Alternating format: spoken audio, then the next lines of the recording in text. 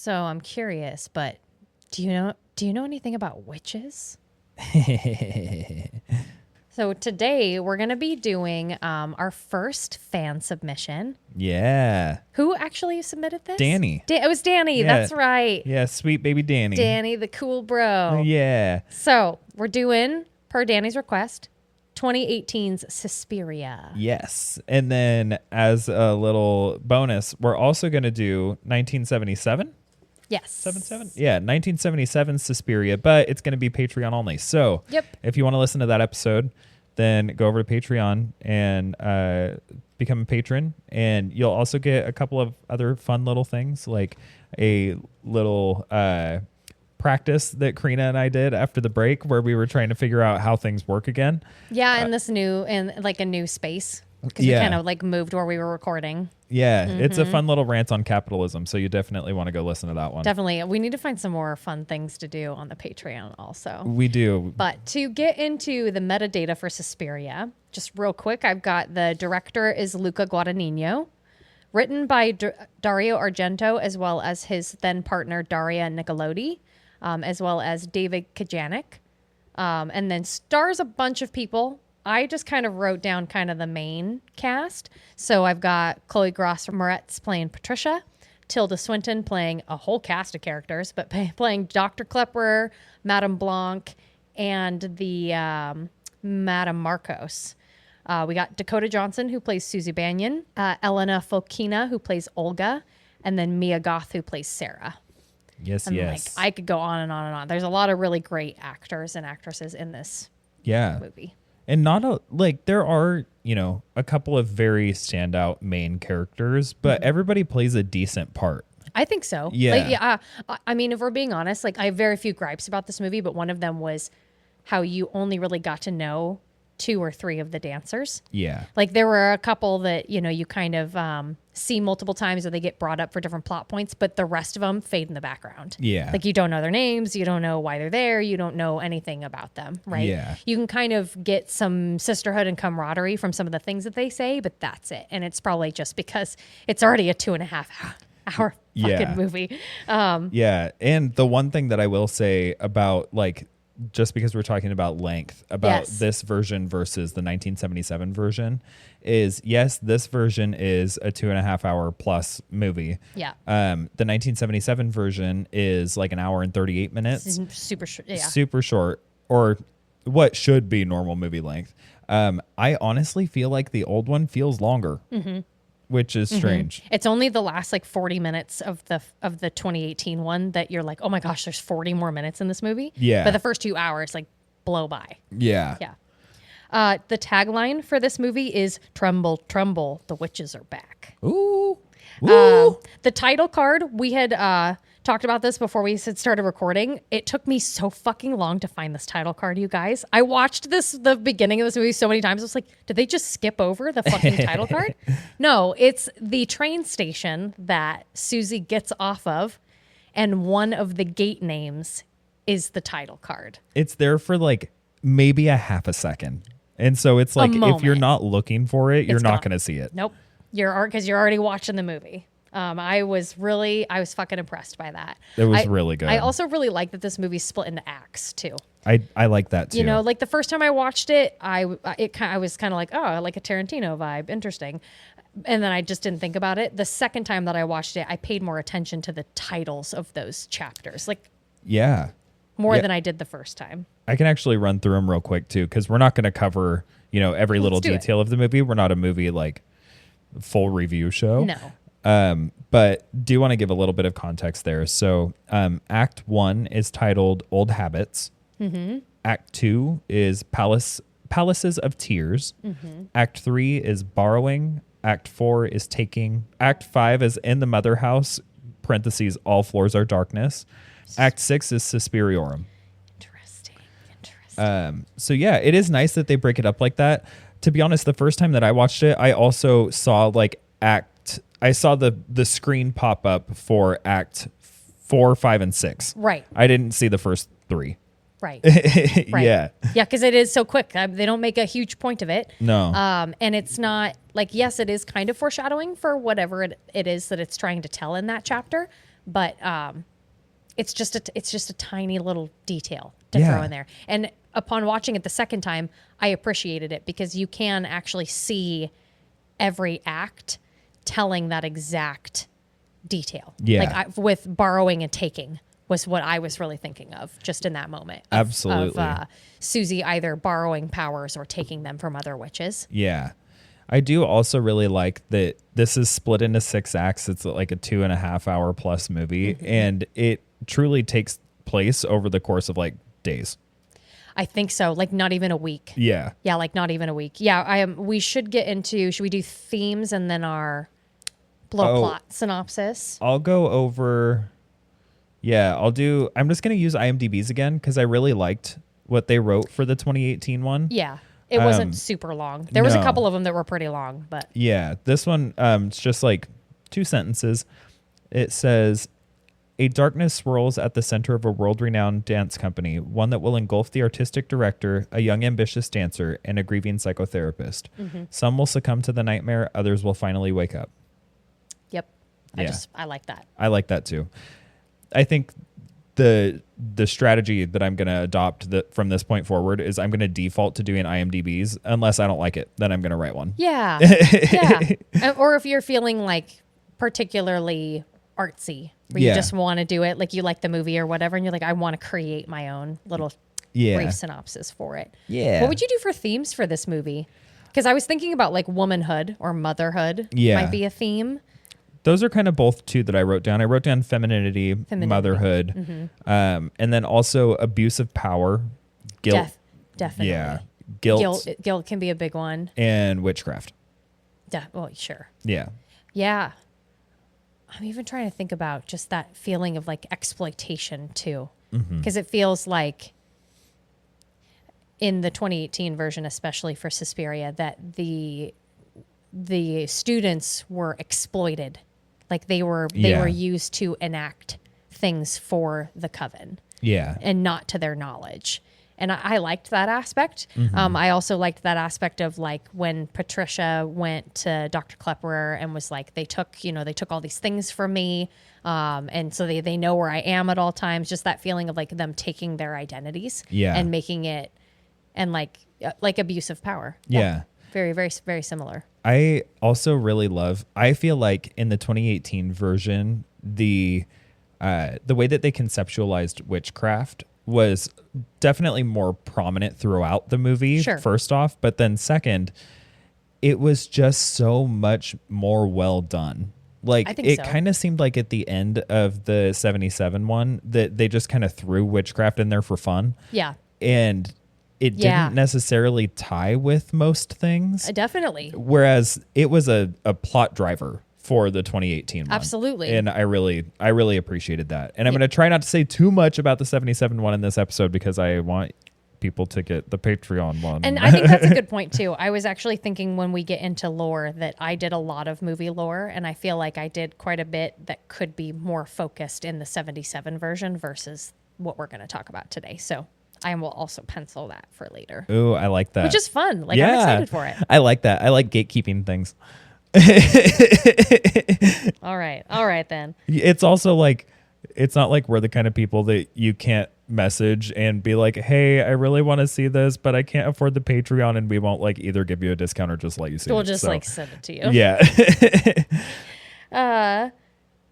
Shall we get into faves? Is there anything else we wanted to get into before? I did have one piece of lore that is just tied to the 2018 one. Oh, okay. I'm down to get into lore. So I'll go through that because the 1977 version is kind of just vaguely this occurs in Germany in the 70s. It doesn't really give you a whole lot to kind of base exactly what period it's on. Exactly. The 2018 one is a lot more intentional with the time frame for this. So the time frame in which these events take place is during the uprising of the Red Army. The Red Army was a group of students and younger people who felt that the prior generation didn't do enough to separate and dissolve the Nazi Party and their influence from post-war German government following the end of World War II. So they were a far-left anti-fascist movement that was labeled as a terrorist organization by the more right-wing factions in Germany.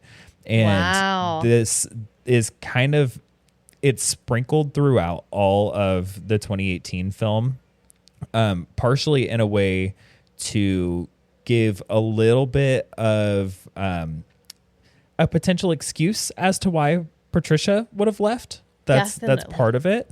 I think another part of it is that it's just supposed to help signify even more that this is a chaotic time, and so a chaotic feeling is appropriate. Definitely. Yeah. Yeah. I really liked the war background vibe to this one because it wasn't in the 77 version. No. And it gave the just context of the movie and also just the overall vibe just a little bit scarier. Yeah. Because it is just a tumultuous time. Like, not only is the stuff that's happening in the school to Susie and to the rest of the students is terrifying, but it's like the reality of outside is also terrifying. It's an unstable way of living at that time. Agreed. Yeah. And I think they also, in the 2018 version, there is a like fairly main character that's involved, Dr. Klemperer, and his ending in this movie needed to have a tie-in as well. And so I think bringing the war into that helped to make that all come connection, together. Made that bridge. Absolutely. And I loved that detail. We're going to get into that. Yeah. Because I appreciated that because he wasn't in the, his character wasn't in the 77 version.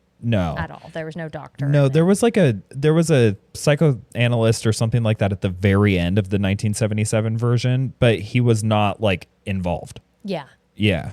No, he wasn't like studying the cult from afar. No. Like the coven from afar for any length of time, or had gotten some inkling from Patricia or whatever. But I do think before we get into the meat and potatoes of favorites and scariest. Oh, if you wanted more lore, I could do more lore. Oh, let's do it. So I was going to withhold the Three Mothers stuff because I can do that because that's specifically for Dario Argento and like the 77 film. I can talk a little bit about the essayist, Thomas de Quincey. Oh, yeah. So the history of the Three Mothers that Dario Argento came up with is lightly inspired by an 18th century essayist named Thomas de Quincey. And he wrote a lot of works in his time, but he was addicted to opium because of like a fibromyalgic like condition that he had where his face was constantly in pain. So he wrote a lot of stuff, including like Suspiria de Profundis in 1845. That's, I think it's translated as Sighs from the Depths. So he came out with a bunch of finished works, but then after he died, some of his descendants ended up compiling a bunch of his works, and they just had to guess in what order they came in. Mm-hmm. One of them was called Lavana and Our Ladies of Sorrow. He believed that because there were 3 graces in Roman mythology and 3 fates in Greek mythology, that there should also be 3 sorrows. Yeah. As well. And so that was like a lot of his essays were about these ladies of sorrow and about like what they would do, how they came to be, and how they were important in history and in witchcraft. Okay. I could also look up, because I haven't looked up this in a minute. So I'm going to note him down too, because like it's pretty interesting. I do be reading, and I might as well. It's super interesting. And because his works were from, he was born in 1785. So before his death in 1859, almost all of his works are available online for free. You can just look them up, right? They're you can find a lot of them on Wikipedia. His most popular work is called Confessions of an English Opium Eater, which is just essentially his biography of being addicted to opium. Yum, opium. Yeah. Yeah, it's during the final decade of his life, De Quincey labored on a collected edition of his works. He believed the task was impossible. It says, it was only when De Quincey, a chronic procrastinator, failed to answer repeated letters from James Thomas Fields that the American publisher proceeded independently, reprinting the author's works from their original magazine appearances. 22 volumes of De Quincey's writings were issued from 1851 to 1859. Damn. 22 volumes. That's a lot. Yeah. Anyways, I'll link some of that in the show notes. Just a super interesting just piece of history that I wouldn't have ever looked at. He was, let me see here. He lived and died in England and then in Scotland. All right. Mm-hmm. I like it. Yeah. I like it. I thought his writings were really interesting. Obviously it's 18th century writing, so it's hard to read. But I did like the idea of having, it was essentially 3 sorrows for childbirth, just like all of the different, because like, what are the fates? What are the graces? They're just tenets. That's what they are. That's like the tenets of these different phases of your life, whether it's life, death, or rebirth. Mm-hmm. And I will save the 3 mothers for next time. Did you want to do quotes, or should we save that? Yeah, so I have one little bit of commentary that I feel like just kind of sets the stage really well. Hell yeah.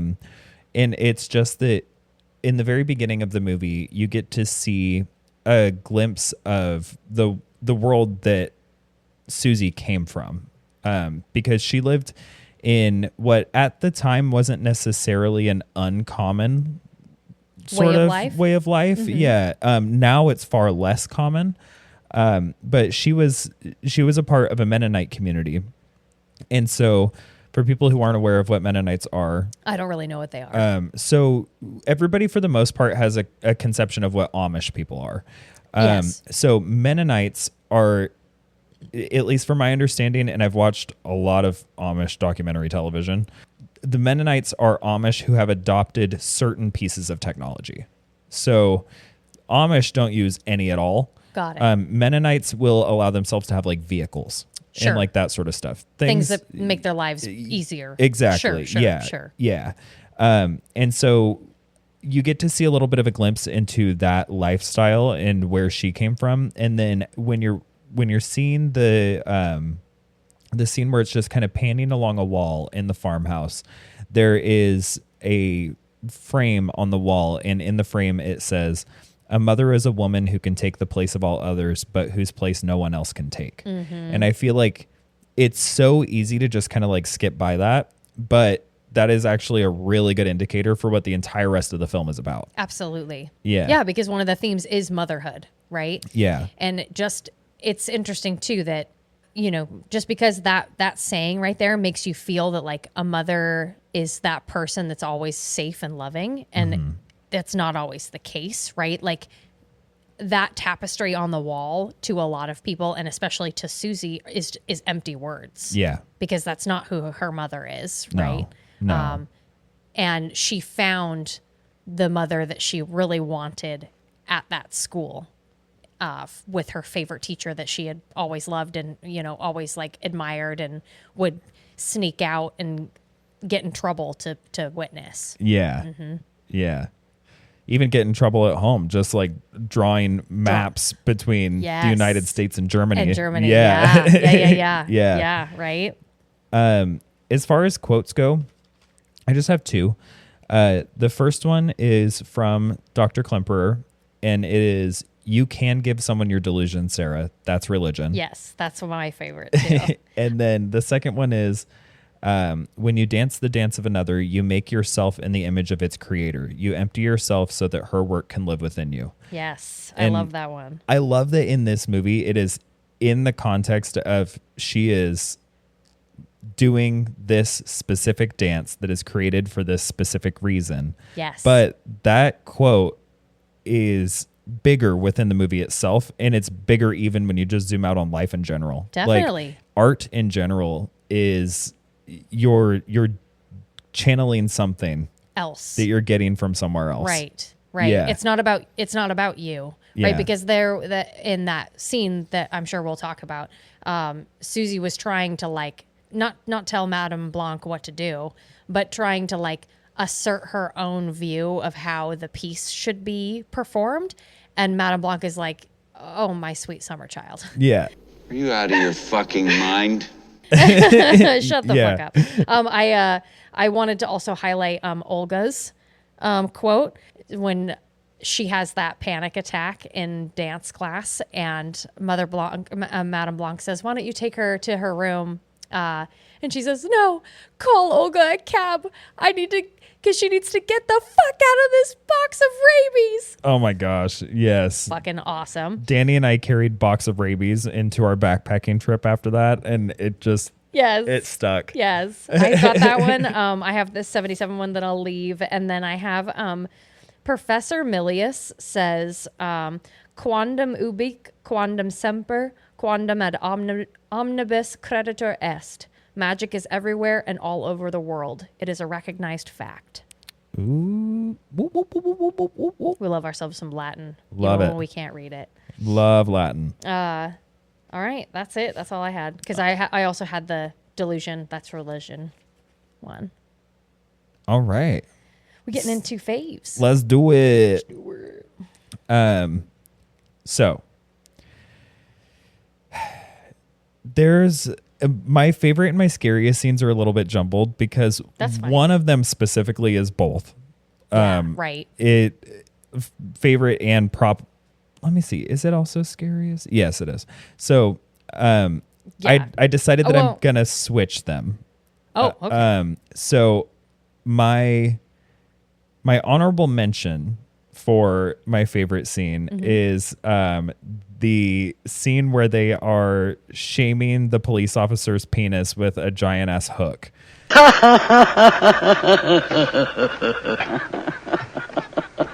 That one was pretty crazy. Yeah. That's one of my honorable mentions for scares.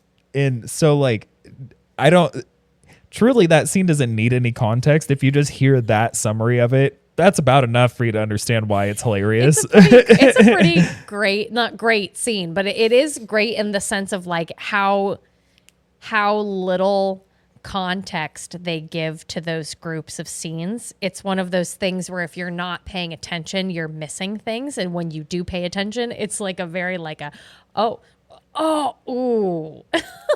And also like, yes, I am a man. I am also like a more so gay man than anything else. But men suck ass. And so I like that I get to see that scene of those dudes powerful suck women ass. being like, look at that little dick. Yes, of course. Like, especially when like I'm blanking on the redheaded witch's name, but when she first opens the door and she sees the two police officers and they're like, yeah, we're here to talk to you guys. And she says, okay, right? And like, you can just see it on her face, just like, This is my moment. oh my gosh, this is going to be fun. And I Yeah. remember when she brought them in and like, I think she even makes eye contact with Miss Tanner or one of the other witches. Or it was like that tall, like black witch. And it was just like we're going to have fun. Oh, we're going to have fun. Oh, hell yeah. Let's go to the secret room. Right. And like, I also love when it's just like Sarah and Susie sneaking off doing their own, like, what's the word that I'm looking for? Their own recon mission, right? Yeah. Like looking for information. And Susie just decides like, what's that laughter? And she goes and like looks between the books and sees them. Like at first you just hear them laughing. Like they're just laughing hysterically. They heard the funniest belly aching laughing joke they've ever heard. Yeah. And it's just one cop is handcuffed, but he still has all of his clothes on. And the other one doesn't have any pants on. And they're just standing there like it's any other day, right? Yeah. And the ladies they're having fun. They are having so much fun. They're having so much fun. It is such a good And scene. I love the wraparound too when Dr. Klepperer goes to go check on them, because he initially sent the police there. He when Patricia comes and says you need to check these guys out, and so he goes to the police and he's like, you should check these guys out. So then he's going back to the police to be like, did you check those guys out? What's the verdict? Did you ask about Miss Marcos? Like, did you ask any of these questions? And the cops were like, I didn't say anything. I don't know what you're talking about. No, Yeah. we checked the whole place. I didn't say anything. Like, they just don't fucking remember. No. They fucking Men in Blacked their brains just with the little. Yeah, that guy was like 5 seconds away from getting an unexpected Prince Albert piercing, and he doesn't recall shit. Doesn't remember a thing. No. And you know what? Good for him. 'Cause Yeah. if he did, he'd probably have to go to therapy. Although at the same time, if he did, he'd probably be a better man. So Probably. maybe he should have. It would have humbled him. That's Yeah. for sure. And what white male police officer doesn't need a little humbling? Yeah. Yeah. So that's one honorable mention for fave. I only have one honorable mention and one scariest. Or sorry, one favorite. So then my Favorite scene. This is gonna seem maybe a little pretentious, and it's a very short scene. Okay. But it is when Susie very first walks into the dance company. Miss Tanner is up in an office that you can see from the entryway, and Susie walks in, and you can hear Miss Tanner say essentially like, "Hang on a second," like that sort of thing. And it's the camera work in this scene is so fucking cool. I remember you pointed it out when we were watching it. You were just like, oh my God. I loved it. It was just so, the way that they so intentionally filmed this, and it happens a couple of times throughout the movie where the camera work is wild. It will just like pan over in weird spots, or it'll zoom in and out in weird spots. And it does it in a way to instill that feeling of like discombobulation. Yep. And just kind of like make the vibe a little strange. And it is so effectively done where she walks in and you're getting kind of a zoomed out view. Right. And then it just like somebody put the camera on a fucking trigger. It's just like in. Yep. And zooms in right on like, Susie's face. Zooms like right in on Susie's face. And then it kind of goes back out a little bit, and you get to see more of the scene, and you get to see like Miss Tanner coming down to meet her and that sort of thing. But it's just like that quick work, that really nice touch that just brings so much body to this movie. And it gives me chills thinking about it. So that was your favorite? That's my favorite scene. Yeah. If you are somebody who like, I'm trying to think of the way to put this, but like when you enjoy cinema because you enjoy the work that's behind it, this is a movie you have to watch. Definitely. Like, and not have to watch. And it's one of those that like you'll try and multitask if you're like us, and you will miss things. Yeah. So and you'll have to go back and watch it again because you'll miss those just little subtle things that they don't spell out for you. No, but things that have such a good impact. And like that scene is a good example of it. There are a few scenes where you can tell that instead of using tracks, they were using handheld camera. Definitely. And so it's a little shaky. It's supposed to add like a little bit more of that anxious vibe to it. Yeah. And it's so good. It's good as fuck. But that's all that I had. Faves. I was just gonna leave those there. That's fine. I have a lot of writing here. So whenever I do my notes, I kind of write as I go, and then when we get to recording, it's just game time decisions. So I like that. So here I've got 1, 2, 3, 4, 5. I have 5 points on here because one of them is Olga's quote. So the first one here is Patricia's rainy confession to Dr. Klepperer. That's peak acting. It was beautiful. Because Chloe Grace Moretz is not in a lot of this movie. No. But she's the top billed cast on IMDb. She sure is. And I bet you part of it's because of that scene. That scene is really good. It's from her like disoriented, like here and then not here kind of attitude. The way that she subtly sees different signs and gets more and more upset and like, fuck, I need to get out of here. Like at first I wanted it, but now I'm like, what am I going to do? How do I get out of here? Yeah. And then her just dipping and leaving all of her stuff with Dr. Klepperer. That scene also has some really incredible camera work, so definitely pay attention on that one. I have Madame Blanc's dress. Because fucking her outfit. Yeah. I'm specifically thinking about the one in some of the first couple of dance lesson scenes, not in the final scene. That long black train one with the long sleeves when her hair's down. Yeah. I literally have just like 2 eyeballs next to it. Yes. Just Tilda Swinton looking like a goth vision. She's perfect. Yes. She was such a good actor in this. Like, if I wouldn't have known that was Tilda Swinton, I would not have. I wouldn't have been able to guess that Dr. Klepperer and Mother Marcos were Tilda Swinton. Like I wouldn't. No. I had the little lights in Susie's hands and her feet. Yeah. When Susie offered to dance the protagonist for, I don't remember the name of Volk, that's what it was. When she offered to dance the protagonist of Volk, she did a couple of practices. We'll talk about this scene in a second.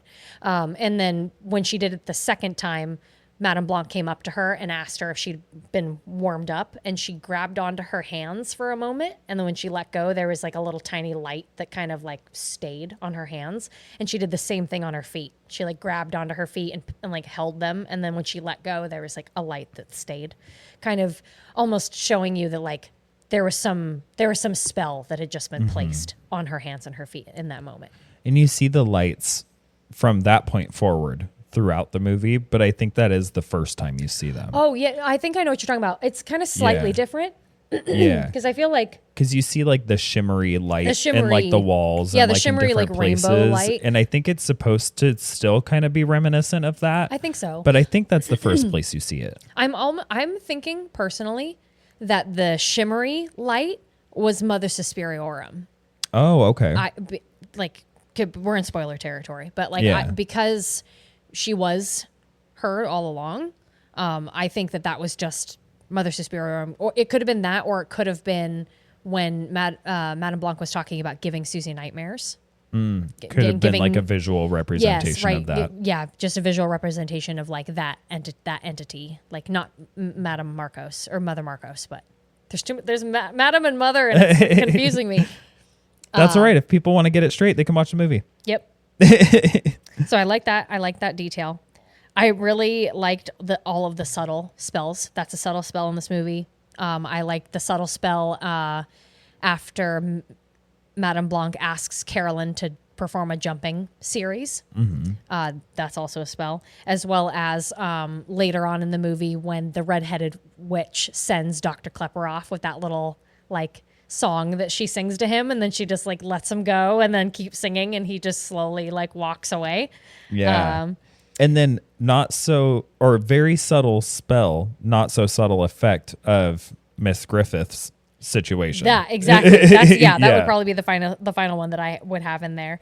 And then my favorite scene, just because normally I always love the ones that make me laugh, is when that witch, her name is Miss Griffith, when she ends up being spotted by Madame Blanc and Susie. Like they're doing something. They're like at the end of a hallway, or they're down on the floor, and they look up and they see Miss Griffith in the like balcony, and she just like fucking books it. She's fucking yeah. She's like, she was like a cockroach, and they turn on the light. Yeah, she's just like gone.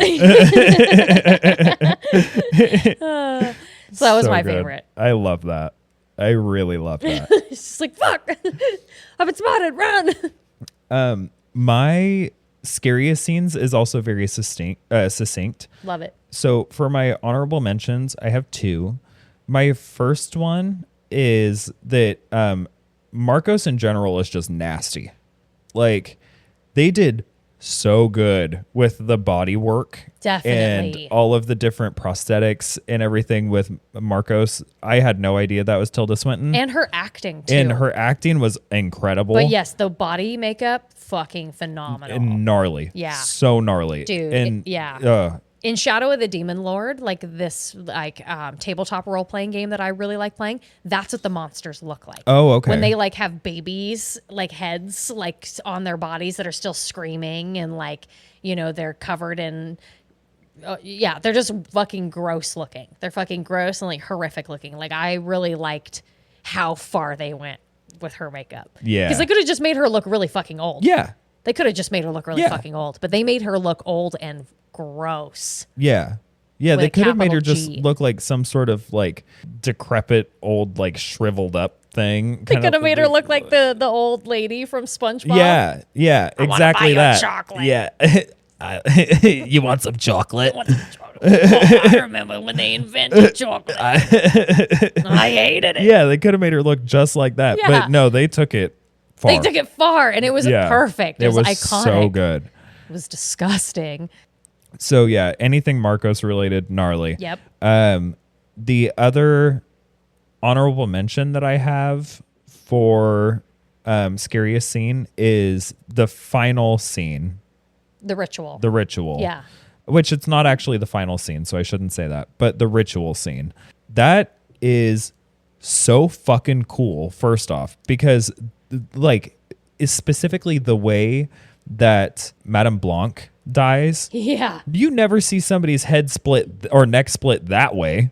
Like fucking Tarantino-esque blood spewing out of the back of her neck. And just how quick it was, too. Yeah, and how quick it was. Just that feeling of like just how fucking quick it was. This character had been like this pinnacle this whole time, and then she just died just like that. And I was sad about it. Like I know they're doing bad things. They're exploiting these girls. They're like doing all of this magic and all that kind of stuff. You're supposed to think that they are the antagonists in this film. Right. But I like Madame Blanc. And I don't know if it's because it's Tilda Swinton or if I just like the character in general. But I was kind of sad when she died. Well, she didn't. No. But with all intents and purposes. Yes. Yeah. But that scene, it's just a lot. They film it in a very like bloody fever dream-esque sort of way. We can expand on it a little bit. It's one of my honorable mentions too. Okay, cool. Yeah. I love like the chanting witch. Yeah. The one who's like has her long gray hair down and she's like holding onto that woman's, I think it's her feet, and she's just like chanting, and it's like that was fucking creepy. There is some gnarly choreography in that scene. Yes, and I had the shapes that were created by the naked like students, because essentially what happens the night before is they take all of the students out, they get them super drunk, and they put them all under a trance, and so they're all present for the ritual, but they don't remember it the next day. They all just wake up with a horrible hangover. Yeah. And so that whole sequence, it feels like a fever dream, which is very much like true to the Dario Argento like original. I love how far it went, and especially with just like all of the choreography, all of the synchronization. You got that chanting witch, and then you have like the disembowelment happening in the center, and like. You got like the witness, Dr. Klepperer, who's buck-ass naked on the floor. They didn't even tie him up. No. It would have been kind of, I mean, this is just the fucked up part of me. It would have been cool if they would have at least showed some way that he was being kept there. Like even if like his leg would have been in a trap, or like he would have been tied up or anything. Like I'm just kind of wondering why he was laying there. I wonder if it's supposed to demonstrate like the power they have over the situation, where maybe he just He couldn't physically get up, right? Yeah. Like once the ritual had started, right? It was just like, because he was kind of like fetal position on the ground. Yeah, right. Like, and it seemed like he couldn't get up. So maybe they did something where they even like sapped all of his energy. Yeah. Right. Where like he just physically couldn't, like he didn't have any energy to get up, and he was an old man. So like it wouldn't take a whole lot for them to like do that. Yeah. Because he looked like he was fucking 100 going on 200 at that time. So yeah, I had that in there. I also really liked the reveal of Mater Suspiriorum. I liked that moment, because there is this kind of moment where like, I think that's why Madame Blanc stopped it, because I feel like Madame Blanc, like you had said, it's not a great person, but I think she was getting kind of tired of Mother Marcos. Yeah. And specifically with her kind of consistently going through girls just trying to find the right vessel. Yeah. And Madame Blanc feeling like she said at one point to Miss Tanner, like, are we really going to waste another girl this soon? Like just kind of knowing that like this is what we're essentially known for at this point. Yeah. Is just churning out good talent, like great talent, but we can't do anything with it because they're all dying, right? Or they're all just being kept in our dungeon where we're just sucking their life away until we can find her the right person. It is kind of like a meshing of a redemption arc for Madame Blanc. Right. Because you do see a little bit of compassion there with her, where she's like, we're going through girls. Like, trying to like avoid them continuously, like either totally ruining the psyche of these girls to the point that like they try to leave and like that sort of thing, or killing them. Definitely. / disabling them to the point that they should be dead for their own good.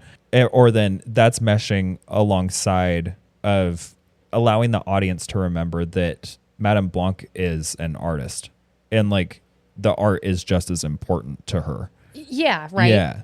Maybe at one point she didn't really see the girls as individual, right? Yeah. Like I was thinking to myself that a detail that they do include is like she is very affectionate with all of her students. Yeah. They make a very clear point to show that like it seemed like every lesson she starts by going up and individually seeing and kissing all of the girls on the cheek, which is just like a very French like culture thing to do. But she also has a lot of moments with Susie and Sarah and what I would assume would be Patricia too, where she like took them under her wing and like nurtured them. And Susie even said at one point, like, you care about me, you love me. That's why you're doing these things for me. And you could tell in Madame Blanc's face that like those things were true. Yeah. Like she did care about them. It's just that, you know, they were also means to an end. Like, I'm sure that the means to an end wasn't to kill them, though. It was because they were literally using those girls to power their facility. Yeah. To gain, like, extra just money and power and wealth and, like, status. Yeah. Yeah. Because that little bit of, like, nurturing and care can even be seen with, like, the contrast between this version and the 77 version, where in the 2018 version they don't pay anything to be there. Yeah, the students don't have tuition. Yeah. No, they don't have tuition. They don't have to pay for their room, anything like that. They even said that they can't pay them much, which makes you think that they do get paid something, like maybe something little. Whereas in the 77 version, they have to pay to be there. Yes. Yeah. Definitely. And so I think that kind of lends into that as well, where it's like, this is a place where they feel like they're going to be taken care of. And as much as Madame Blanc is hard on them, she is a very strict teacher. She also gives them an equal amount of love. Yeah. And that's like, Yeah. Yeah. Yeah. The discipline is for a reason. It's to make them better. Right. And another like just difference with the 77 version is in the 2018 version, it was an all girls school. In the 77 version, they had male and female dormitories. So that might have been why they had tuition. And just because it was its own separate thing. In the 2018 film, just because we were talking about femininity as a theme, like that was one thing that it might have been Miss Tanner who did kind of Susie's intake when she first got there. But she had when she was telling her about how it's like free room and board, she was telling her that it was specifically because they believed in a woman having her own financial autonomy. Yeah. Which just was essentially like a cover to make them feel safe, like they were safe and secure and would have a place there, but they were really exploiting them. Yeah. And using them for their own like political gain. Yeah. So that's all I for the love this ritual movie. scene, right? Yeah. It's fucking good. It is I really love good. this It's movie. one of those where like we're getting on so many tangents. Yeah. But it's because like this movie's very rich and like it is taking from a lot of Dario Argento's works, and he had like a whole trilogy on like the three mothers. Yeah. Because this is just about one of the mothers. Yeah. Which is just crazy to me. And I might cut this out, but it's drawing a lot from his works, but it's doing it better. I think it is doing it better, but he also wrote it. He wrote it along with Daria, so yeah, it was just directed. Which by is somebody so different. strange. Like he wrote it and then he's like, I don't like it. Really? Yeah. I don't know. Maybe this could also be a situation where like IMDb credits him as a writer, but like they're just saying that like he wrote the original screenplay or whatever. That could be. It could be. Anyways. But then my scariest scene. Yeah. Is the dance torture scene. Yeah, come on. Like that's mine too. It's the give me. Okay. Well then you mind if I do my other like honorable mentions and then we'll talk about that one? Go for it. So because I had the witches taunting the officer as one of my honorable mentions. I also had when Miss Griffith offs herself at dinner. It's just a casual little. It's just a casual suicide. Yeah. It's just like, they were all the witches, most of them, because Madame Blanc wasn't there. Most of them were talking about like, oh, the ritual's in a couple of days and we've got to get prepared for it. And, Susie's prepared. Susie's getting ready. Like she's ready to be the new vessel. And you just see like that. This fucking witch hasn't said a single word. I didn't hear her say a single fucking thing this whole movie. Nope. But every time you see her, she's got glasses on. She just looks like she's having a bad day. Yeah. Like she either just doesn't want to be there. She's being forced to be there. She feels guilty. We don't know because she never fucking says anything. Yeah. But she hits a high point at this dinner and she just grabs a fucking steak knife and just stabs herself in the throat just like twice and just lands on the table. And the rest of the witches go, oh my God. They try and save her, but she eventually dies. But she gone. She gone. She made sure she gone. She made sure she gone. I had that one in there. I liked the the labyrinth room with like all the wires and like all the girls that had been just kept there as like little battery packs for Mother Marcos. Yeah, they're little external batteries. Yeah. Where like honestly the scariest part of that was like whatever the little prisons were that they were being kept in, like, because you didn't really get a good glimpse of them. You just got when Sarah came in. She was looking for Patricia. She was looking around because her and Dr. Klepper had been talking several times up to this point. Yeah. She was suspicious at this point. She went looking for trouble and she fucking found it. Oh, she goddamn found it. She fucking found it. And she found Patricia.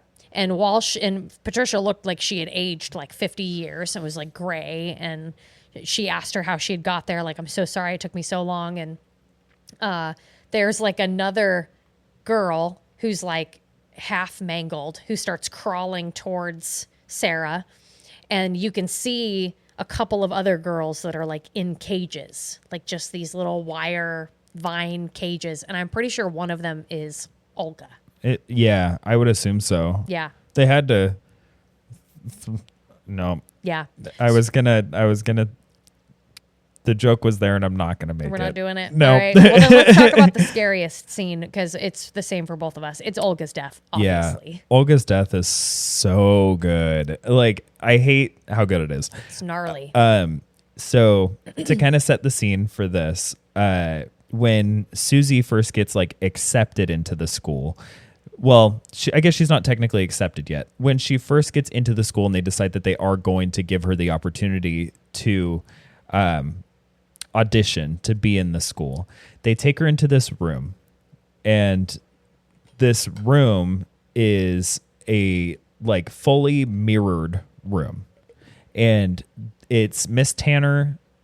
And then I can't remember the other teacher's names. Madame Blanc and... She's not there yet, though. Oh, yeah, you're right. Yeah, you know what? Fuck it. We got time. I can never remember this redheaded witch's name. And I've been referring to her more than once during this podcast, so I'm going to fucking look it up. Maybe she's Frau Sesame because she doesn't have a picture. It could be.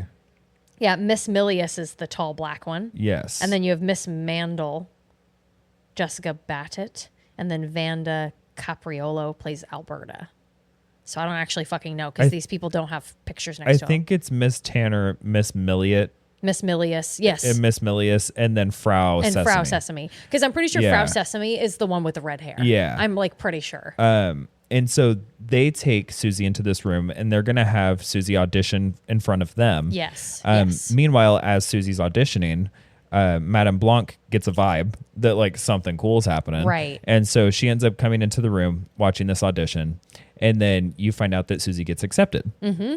So just want to set that part of the scene or that earlier scene into people's minds because that mirror room comes back. Yep. So then later on, Susie is coming into the first class that she's doing with everybody. Yep.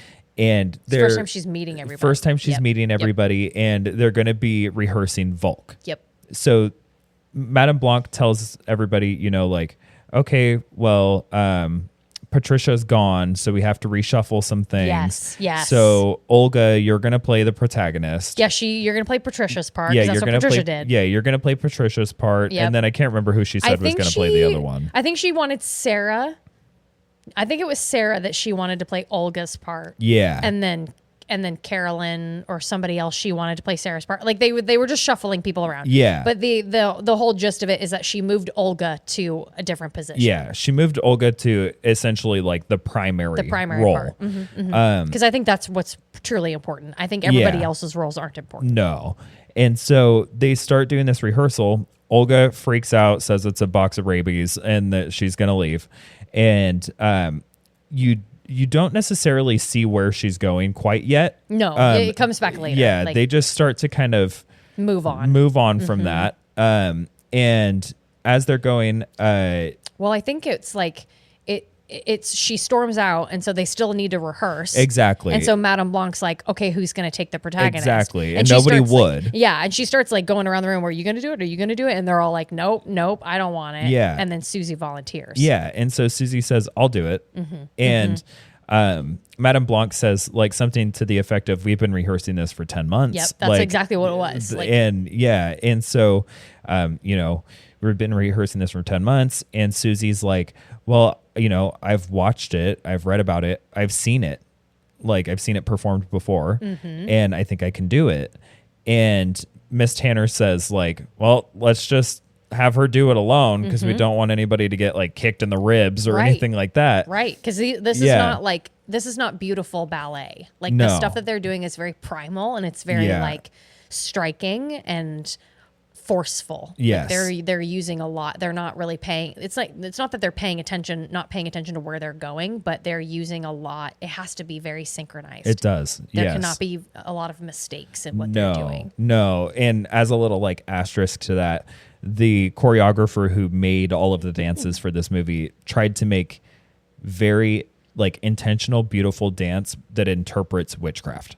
Yes. So that was the whole purpose. It really, and it comes across. Oh my God. And so they start having her rehearse by herself. And as she's starting, the scene cuts over to wherever Olga's wandering around to. And so there's a lot of detail that goes on in this scene. There's a moment where like Olga, her eyes start just like profusely watering to the point that it's like a fire hydrant coming out of her eyes. She can't see. And so she gets disoriented and she ends up going down a hallway that then leads to what else? The room that's full of mirrors. And so she gets in there. Meanwhile, Susie's starting to do her dance. Well, she does a couple of auditions. She doesn't do super well. Like, she does fine, but she has to have the spicy light hands put on her. And after the spicy light hands are put on her and Olga is trapped in the mirror room, Susie starts dancing and Olga starts dancing. Yep.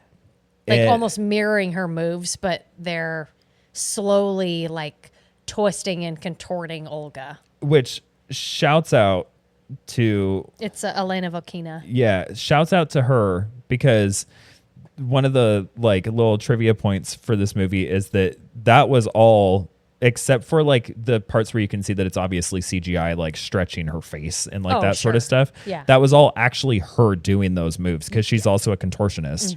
And that, the way that she moves and you hear like the joints cracking and you hear her bones start breaking and everything.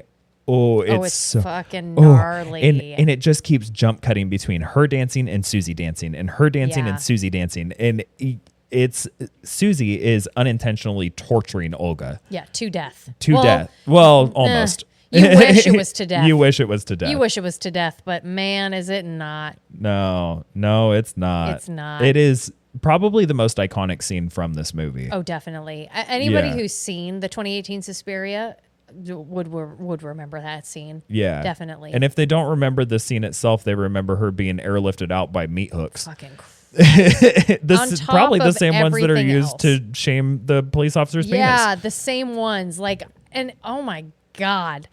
I just remember like I think it's Frau Sesame. It's like, please don't hurt her. Like, she's still a good girl. I don't even know why she said it. No.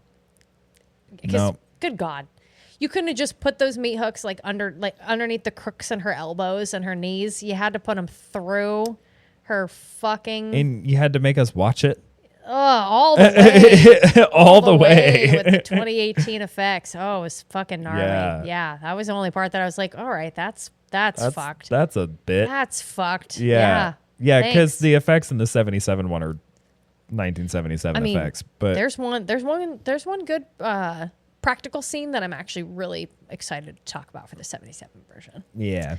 But I feel like that's everything. Sums up. That's it for scares for me. Yeah. I will look up trivia real quick. Before we get into trivia, one other just random little side tangent. Yeah.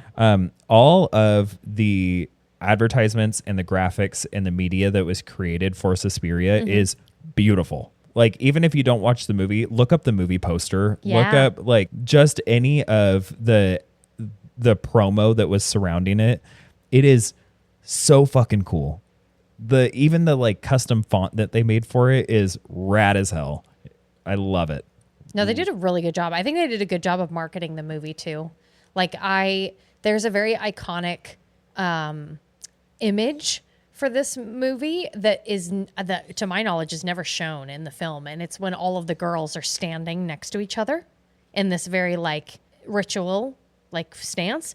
Because it's not in the dance that they do at the end in like the red rope outfits. Those outfits are so cool. They're super cool.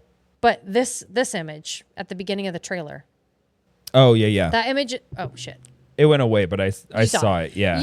That image is nowhere, at least to my knowledge, in the movie. I don't think so. But it's just one of those things that like it's fucking gorgeous. Yeah. Go look at that. Like it's even like totally. What's the word that I'm looking for? There's no nudity in it. No. Because the way that the outfits work is very appropriate. Me, you, Nick, and Harrison can dress up as the dancers for Halloween. I could get Harrison to do that. It'll be a very, very cold day in hell. Yeah. Here. The first trivia point that I know already is that Dakota Fanning did 2 full years of ballet training. No, it's Dakota Johnson. Dakota Johnson. Yeah. Yeah. Who played Susie. Yeah. I don't know. I just saw an interview with Dakota Johnson too. Oh, really? And Dakota Fanning on TikTok. Oh. Yeah. The Dakotas are popular right now. They're super popular. Tilda Swinton's performance as Dr. Joseph Klepper came about when both Swinton and director Luca Guadagnino thought that in a movie centering on women, it felt right to have a woman also play the principal male character. During filming, only a few cast members and virtually none of the extras knew that it was really Swinton in heavy makeup. They purposely credited a fictitious German actor called Lutz Ebersdorf as Klepper to hide this fact. Love it. Isn't that fucking What cool? a fake ass name too. I know. The ruse would have gone as far as stating that Eppersdorf had already passed away during the editing phase, which would have explained his absence at the movie's premiere. But Swinton and Guadagnino thought that this went a step too far. They did leave a clue in the name tying this alias to Swinton. Eber meaning boar or swine, and Dorf meaning town in German. Therefore, Swinetown or Swinton. Huh. This is just to go back for just a brief moment because we did not talk about this scene because it didn't really fit into our scariest or favorites, but it's one that I really want to highlight. It's when the witches lure Dr. Klepper back to the school. Because I actually do really fucking like that scene. Yeah. I think I would probably put it in one of my honorable mentions for favorite if I could go back. But it's a really cool scene because it has a cameo of the original Susie from the 1977 version as Dr. Klepper's lost wife, Anka. And so he comes home, she's there, and he's like, oh my God, I haven't seen you in fucking 30 years or whatever. And they embrace, and she slowly leads him back to the school. And it's really cool. Like, you just don't notice it, right? You just think like, oh, they finally found each other. That's so sweet. They're like holding on to each other and walking slowly. And then they pass by the wall with all the graffiti on it. And you just go, oh no. And then all of a sudden, like, she stops and he walks up just going, he sees tans on the top and he's like, wait a second. And he turns around and she's gone. Yeah. And then right after that moment is when, Frau Sesame and like one of the other witches come running out, and the way that they come running out screaming was actually kind of terrifying. It was good. Yeah. Yeah. It like totally caught him off guard. Yeah. And yeah. Oh, it was good. And he was this old feeble man, so they just like took advantage. They were just like, get in here. Like, you're not going anywhere. We got you. You're going to be our witness. Fucking awesome. Get ready to see some shit. I'll start from the bottom. So that way we can like... Oh, I like it. Yeah. I like it. Okay, fuck yeah. This is more just about Chloe Grace Moretz. This is the first film in which her character has an on-screen death. In the only other movies where her character dies, The Eye from 2008 and Carrie from 2013, the deaths occur off-screen. Oh, that's interesting. Yeah. In an interview with Elle magazine, actress Dakota Johnson revealed that the intensity of the shoot had fucked her up so much that she had to go to therapy. Oh. Yeah. Oh. Yeah. The music score is the debut score by Radiohead singer Tom York, who followed Radiohead and co-composers Jonny Greenwood and Phil Selway into film scoring. Greenwood is notable for scoring the films of Paul Thomas Anderson and Lynn Ramsey. Selway scored Let Me Go in 2017. Interesting. In portraying the male Dr. Klemperer, Tilda Swinton requested that she have a prosthetic penis. Hell yeah. Not CGI? Not CGI. Wow. If you're going to make me be an old ass psychiatrist, you got to give me a dick. You got to give me it. The subtitles in German have a red drop shadow. The subtitles in French are blue. Oh. This one's pretty long. Oh, but it kind of goes with what you were saying earlier about Dario Argento's feelings about the movie. It says, although Dario Argento gave permission to produce this remake, he was dismissive of the final results in an interview with IndieWire from August 2016. He said, either you do it exactly the same way, in which case it's not a remake, it's a copy, which is pointless, or you change things and make another movie. In that case, why call it Suspiria? Argento also said that's what's really absurd, is that he was never asked about anything concerning the remake. Nobody asked him about casting, locations, or anything else. Luca Guadagnino told The Hollywood Reporter in 2018 that he's friends with Argento, who called him after he saw the film, and although he didn't want to relay Argento's reaction, he said it was a great call. In an interview with Italy's Radio Rise 1 Un Giorno di Pecora in January 2019, Argento said the film did not excite him. It betrayed the spirit of the original film. There is no fear, there is no music. The film has not satisfied me so much. Argento added that it was a refined film, like Luca Guadagnino, who is a fine person. Guadagnino makes beautiful tables, beautiful curtains, beautiful dishes, all beautiful. So he felt like the 2018 version didn't pack the same like punch as his did in terms of it being like scary. I disagree, but I don't know. I mean, I kind of do too, because it's interesting. I mean, I agree. And I think in both the 1977 version and the 2018 version, it would have been way scarier if they would have gone with Argento's original idea of doing it with 12-year-old girls. Yeah. All of that stuff would have been just dialed to an 11 way scarier, just because of the exploitation of young girls is way worse than the exploitation of young women. Yeah. It is still bad, but it is marginally worse. It is marginally worse. It just is. So, but I do also agree with Argento that Luca Guadagnino's is very beautiful. It's told in a very beautiful way, other than Olga's death and Madame Marcos or Mother Marcos at the very end being this very like ugly portrayal of what witches do and what they are. Yeah. Yeah. Agreed. The date that Joseph's wife, Anka, died during World War II, November 11th, is the same date as the performance of Volk. That's cool. Yeah. Because Volk is like a popular dance piece. Yeah. So, because it's not one that like the Tanz Academy created. I don't think so. It sounds like when you play classical music and you play Beethoven. Yeah. Like you're playing like a classical piece of music. I wonder. Or you're dancing a classical piece of dance or whatever. I'm pretty sure that's how it goes. I'm pretty sure Volk is like a popular, maybe choreographer is the wrong word, but like, oh no, look it up. I'm curious. So it was created. It's not popular, but it was created at that studio, and Madame Blanc was the first one to do it. She didn't create it, but she was the first one to do it. So I think what they're saying in this trivia piece is that Joseph's wife died on November 11th, years before they performed it at the school in the red getup and all that. They just made it the same date. That's interesting. That's cool. Yeah. The first footage premiered at the 2018 Comic-Con presentation. It was said to be so intense and disturbing that some audience members left midway through. Huh. Well, that sounds about right. Yeah. I mean, if you don't have a really strong stomach and you watch Olga's death, that might be too much for you. I could imagine also being in a theater setting, some of the camera work could make people feel jarring. a little... like sick. Yeah. Like motion sick. Yeah. I think this will be my last one. I feel like the same. The now infamous Dance Hall of Mirrors scene where Olga's body twists and contorts in excruciating pain, synchronized with Susie's dancing, had close to zero CGI.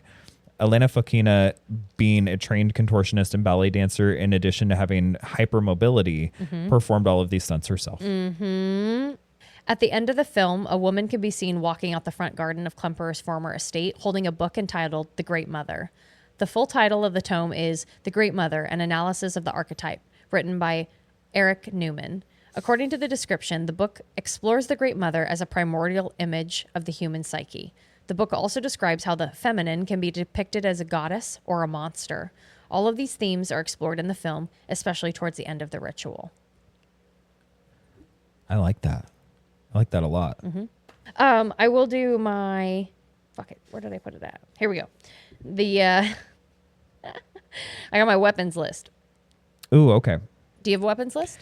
I do. Mine is very short because I was going through some stuff last week and lost track of what I was doing. Oh, you're good. I made one literally while we were waiting for the shop to close earlier. So. Oh, okay. I have hole portals, knife. Yep. The art of dance. Yep. Disembowelment. Yep. Decapitating psychic slash. Yes. Kiss of death. Yes. And meat hooks. Love it.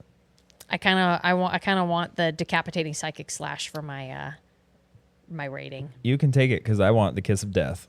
Actually, no. I'm going to go with my original one. You're going to go with the original one because I'm changing mine. I'm going to go with my original one that I did when we fucked up recording this 2 weeks ago. Yeah. And do Close Call with the Prince Albert piercing. Oh my God. I fucking love that. All right, let's do our rating. All right. You want me to go first? Yeah, go for it. So I'm doing the decapitating psychic slash that Mother Marcos gave to Madame Blanc because it was just fucking awesome. It was rad. And I can almost imagine decapitating psychic slash is like on a Pokemon card. Mother Marcos. Yeah. 200 HP, and her special power is decapitating psychic slash. Get a natty 20 though. So for quality, I gave this a 4 out of 5 decapitating psychic slashes. Great vibe. Yeah. Phenomenal acting. Just really, really well done. Not only from the camera work, the score, the choreography, the physical acting, all of that different stuff. Very, very nice. I gave it the same for scariness. Olga's like torture alone gave it a 4 out of 5 for me for scariness personally, as well as just that kind of overarching like feeling that you get throughout the film of being exploited, of not feeling safe, of feeling like, are these people you can actually trust? Yeah. Are they actually better than what you came from, thinking about from Susie's perspective specifically? And then for rewatchability, I gave it a 3 out of 5 decapitating psychic slashes because it's really good. It's really long. Yeah. That's pretty much like my only big gripe about it, besides what I had said earlier. So yeah, I gave it 3 out of 5 there. For my weapon, I will do the Close Call with the Prince Albert piercing. And for quality, I actually gave this one a 5 out of 5. It scratched the parts of my brain that really love beautiful cinema. Yes. Like it scratched it really well. As well as it being a good story. Right? Yeah, as well as it being a great story. It was beautifully shot. Every scene is very intentional and adds value. And it doesn't rely on jump scares or immediate loud noises. Yeah. Like, and that's things that are way overused in the genre. Yeah. The terror is what you see on screen. Yeah. With the exception of Sarah's screaming. Yeah. Towards the end. Yeah. Love me a goth, but holy God, that was just like fingernails on a chalkboard to me. That was a lot. Yeah. For scariness, I gave it a 3 out of 5. It was really well done, and it's just not scary in like a sort of sense. It more just gets under your skin. It gets under your skin. Yeah. It makes you feel like, what if this happened to you? Yeah. Right. Like that's kind of where I gauge my scariness level is how realistic is it? Yeah. As well as like, does it physically shock you when you're watching it? Exactly. Yeah. And there are a couple really good shocking scenes. They're just more of like those moments of just like, what the fuck? Yeah. Right? It is It's a not WTF movie. Yeah, it's a WTF. It's like a, yeah. It's like, yeah. Yeah. When you watch some of the scenes and you're just like, oh, we're just taking it all the way. Yeah. All we're the just way. knifing our neck at dinner. Yeah. And then for rewatchability, I gave it a 4 out of 5. I wrote such a fun movie, but it is a little long. Mm-hmm. Does it feel long? No, but it is. Yep. Yeah. But that's really it. Like, Yeah. it's just one of those where most of the time, if you were going to like recommend a movie to watch, you'd look at this and you're like 2.5 hours. Yeah. Fuck me. It's like, I want to recommend you a movie and I want to sit down and watch a movie, but how much time do you and how much time do I have? Yeah. But it is one that like, it is well worth it. Yeah. It is well worth it to watch, even if it isn't going to be like a yearly one. If you appreciate cinema, if you like horror, if you appreciated the 1977 version and you're not trying to compare the two of them, Yeah. I think the 2018 version is a really great film. I think so too. It's well worth the watch. Not only for the story, like the rich story, because I really like what they did with Argento's work. I love the more that I'm getting into this Three Mothers trilogy, because I love the Three Fates. I love like the Three Graces kind of mythology. Yeah. So this scratches that great part of my brain. Yeah. And I love how much Luca Guadagnino kind of expanded on that. And it really on Mother Suspiriorum. Yeah. Like on that part of the Three Mothers. And I think he did a really good job. I think and he made did it pretty too. as well. And made it, beautiful. Didn't just make it frightening, because I felt like the 1977 version felt more like a fever dream because of the way it was shot. But we'll talk about that more in the next. Yeah. Finally, we're doing. Yeah. So this is technically going to be This is going to be a lot of recap. This is the first one that we've recorded since coming back from the break, with the exception of 2 weeks ago, a little mess up. Yep. So there is a lot of stuff that I could catch everybody up on.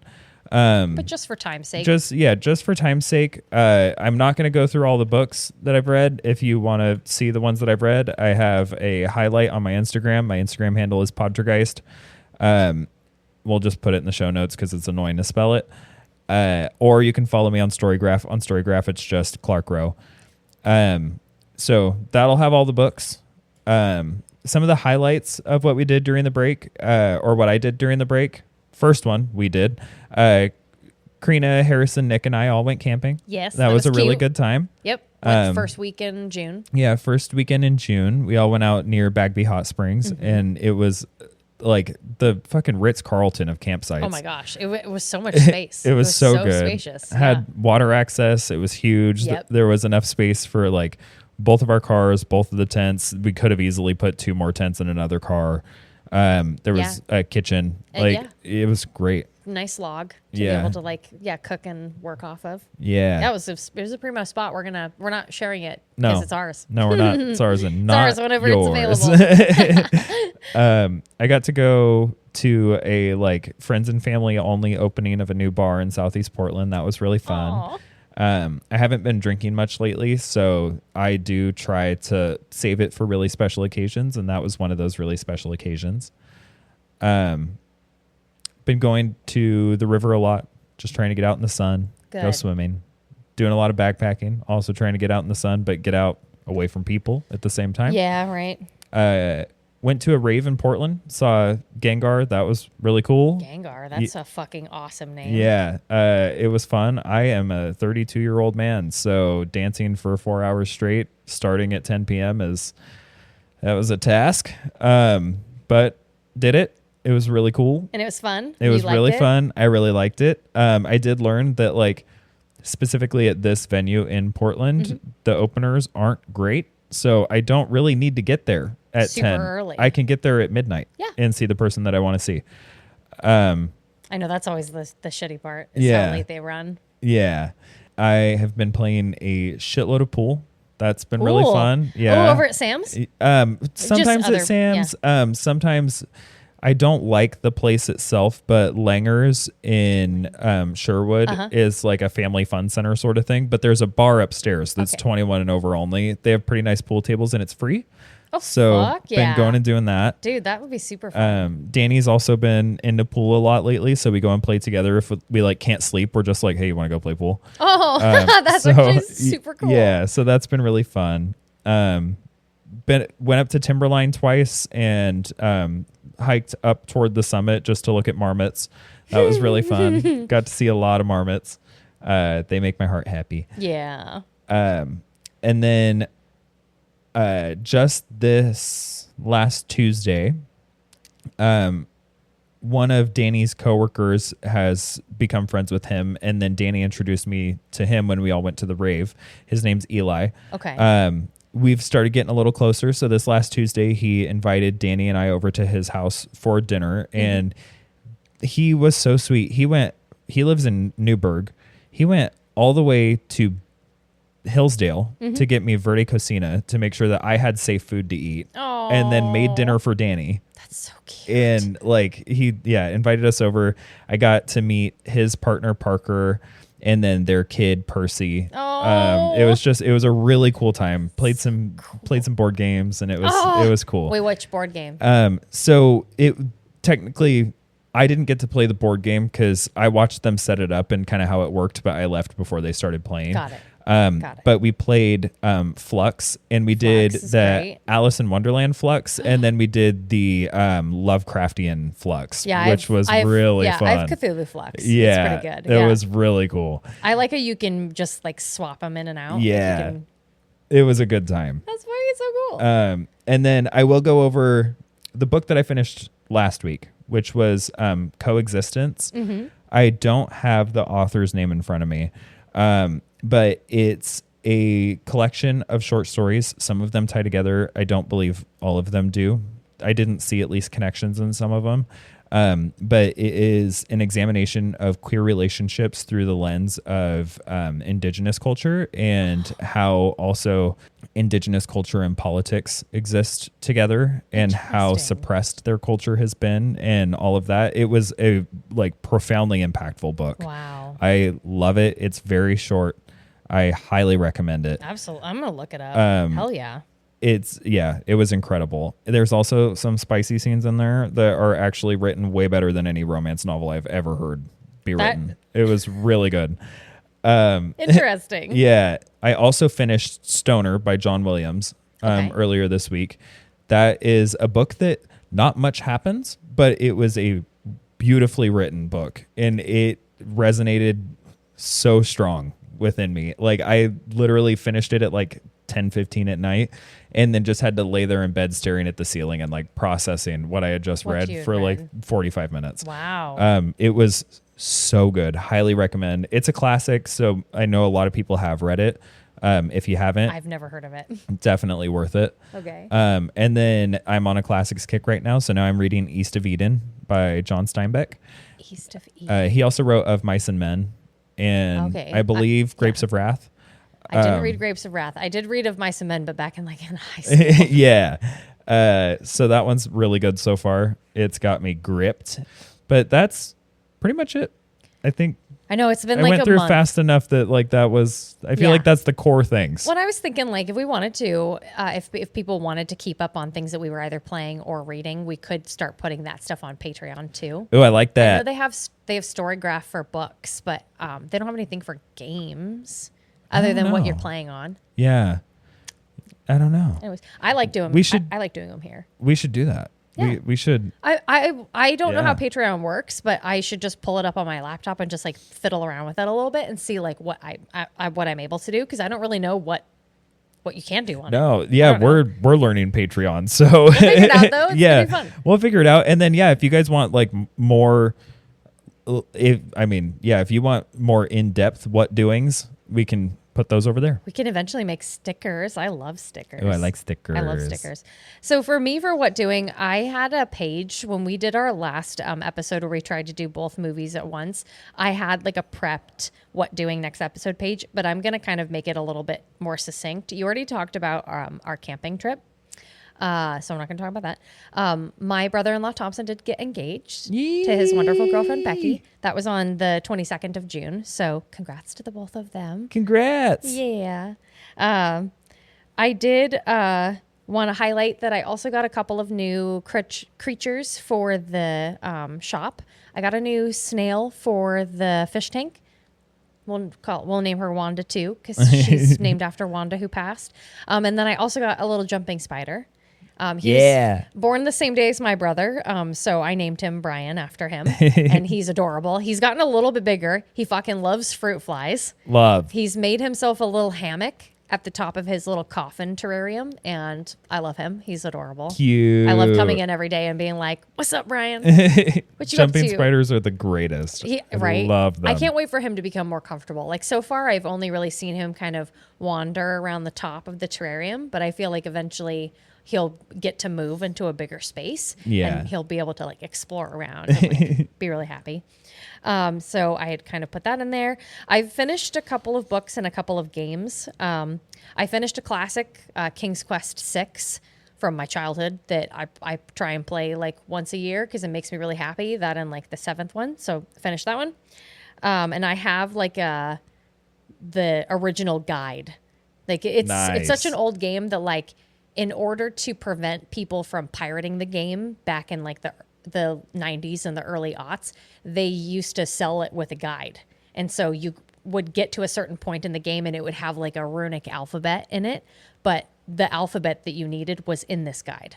Oh, so I like it was like that. it was a way to gatekeep it. Yeah. Gatekeep you from playing it. And so it was kind of fun. Like every time I boot it up, I like have to go get the guide. I like like that. I've played it so many times, like I don't need a walkthrough. I can play the game from start to finish. I can get every single point. I know how to do it. But I don't have the alphabet memorized. And I like even that. still have my little 10-year-old like highlighter notes in the book. It's pretty cute. I'm gonna look that game up. Shouts out to that. Oh, I'll send it to you. It's a great game. It has a lot of nursery rhymes. There's a lot of the puzzles to complete. And then my more recent doing is I've started climbing on Sundays with Harrison, and that's been just like a really nice like date for the two of us to do and ritual to do, and just a way for us to move our bodies. It's been fun to teach him new things and to show him like new techniques in the gym. Yeah. And I've also been working on a lot of like just project routes. Just before, I think when I was climbing in that gym, they have a different rating system than they do at PRG. It's less on a standardized grading, and it's more of like a color system. So it's kind of, you don't know what you're going to get with every route. And so I've been more purposely now, where I was in the past, I was going more easy routes. I've been purposely doing harder routes. Okay. And just not really going for completing them, just going for things that look challenging on purpose and just seeing how far I can get up. Okay. And if I can't finish it, it's not a big deal. Just come down and try it again next time. I like that. And they keep those routes up for so much longer because it's like a mom and pop shop. Yeah. So, I have plenty of time to work on them. I like that. Which is also nice. I like kind of taking that little bit of the stress out of it and keeping the competitive part where it's still like, I'm going to get as far as I can. I'm going to do as far as I can. I'm going to do my best. But like, not stress about it if you don't make it to the top. I'm not chasing grades. No. Right? This isn't a competition. I'm not joining any, Yeah. I also beat Grounded, the like survival crafting game where you're like the size of an ant. That was super fucking fun. It took me a long time to like finally get over my fear of like killing spiders and stuff. But now I've beat the game and I'm still playing it. Nice. It's like, because there's a bunch of extra content after the fact. There's a bunch of bosses that like you don't even have access to when you originally play the game. You have to like beat the game first to get the recipes to be able to summon those bosses. So there's just so much extra stuff to find. Yeah. And I already want to like collect all the weapons and all the armor and like make a new base because I got all the recipes to like make all the base stuff now. So I'm having a lot of fun doing that. And finally, I'm prepping a little mini-sode for Shadow of the Demon Lord. Ooh, okay. Some of my friends. I'm doing it for Harrison, Owen, Zach, and Eve. Nice. Because we've done a couple of little mini campaigns so far where like we each like wear the hat of the game master. So it's my turn, and I'm excited because we're using a new system because we're just trying different systems out. I'm also excited because it's for starting characters, so none of the people who are playing are even going to have a class. Like when I created the characters, and I can tell you about them after we're done recording if you want, because I don't want to give any spoilers to them. Yeah. But, typically when you play like a starting adventure, you have a class: warrior, cleric, wizard, barbarian, like all of these different things. But for a starting adventure, you just start with your ancestry. You start with orc or goblin or human. And then you start with just a couple of professions like fisherman, peasant, farmer. Ooh, okay. And so you just kind of and the adventures that you're going on, like there's not really combat heavy. You might experience combat, but you're squishy. Yeah. You're not built for that. You gotta find your way around it and find ways to use your professions to help you out. I like that. That makes it more of a puzzle and less of a just all right, let's just go throw hit your shit. Body at it. Oh, it was really cute. Not cute. Cute is the wrong word. I take that back. When one of my players asked me can you make me a battle mage character? And I'm like, this ain't that game. And Harrison had even asked me too, could we play a game like that later? And I was like, yeah, but I want to just see if you guys even like this first. It would be kind of cool if one of us were to take on the hat and to, instead of being a starting, because I think it's kind of fun to start and you have fucking nothing. It's not even a class, because when you start in D&D, you have a class at least. Yeah. Shadow of the Demon Lord, you just start with professions. Yeah. And the game is tailored around that. It's not tailored to kill you instantly. You can die. That is a very real possibility if you fuck around and find out. Yeah. Right? If you're not smart with your decisions.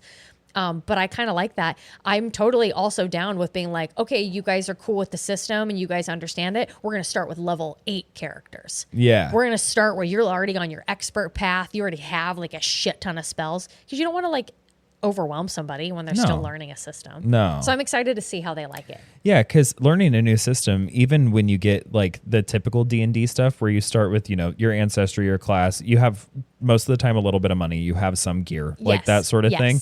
Even that is a lot to learn. That's a lot. Yeah. Yeah. D&D is not an easy game to play. And regardless of what font and what system of D&D you're in, it's not easy. Yeah. So it's cool to strip it all the way down to the basics like that and be we're actually not going to pay attention to any of that shit.